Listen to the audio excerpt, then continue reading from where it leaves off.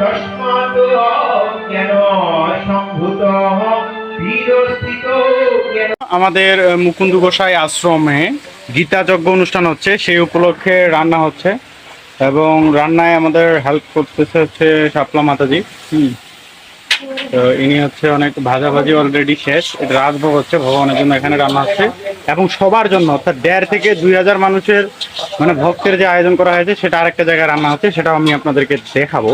তবে এখানে হচ্ছে ভগবানের জন্য স্পেশাল রান্না হচ্ছে এবং এখানে আপনারা দেখতে পাচ্ছেন অনেক সুন্দরভাবে কাজ চলতেছে এবং এখানে যদি আমরা দেখি রান্না অলরেডি শেষের পথে হয়ে গেছে এবং এখানে আমরা দেখতে পাচ্ছি হচ্ছে অনন্ত প্রভু, ইনি হচ্ছে হরিবোল এখানে হচ্ছে রান্না করতেছে।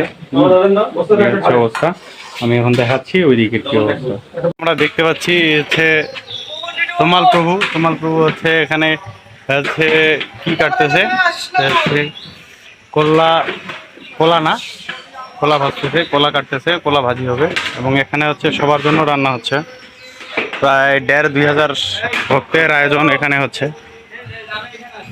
এখানে হচ্ছে অলরেডি রান্না শেষের পথে, সেটা হচ্ছে যে আলু পটলের রসা হয়ে গেছে অলরেডি এবং এখানে দেখতে পাচ্ছি ডাল এবং ওটাতে মানে টক আছে, মেবি টক, আমের টক, বিখ্যাত আমের টক এবং এখানে আমরা দেখতেছি হচ্ছে পাকুড়া হচ্ছে এবং এখানে হচ্ছে পাঁচ সবজি হচ্ছে এবং পাঁচ সবজিতে কাটতেছে হচ্ছে বিশ্বনাথ, আমাদের বিশ্বনাথ হচ্ছে কাটাকাটি করতেছে।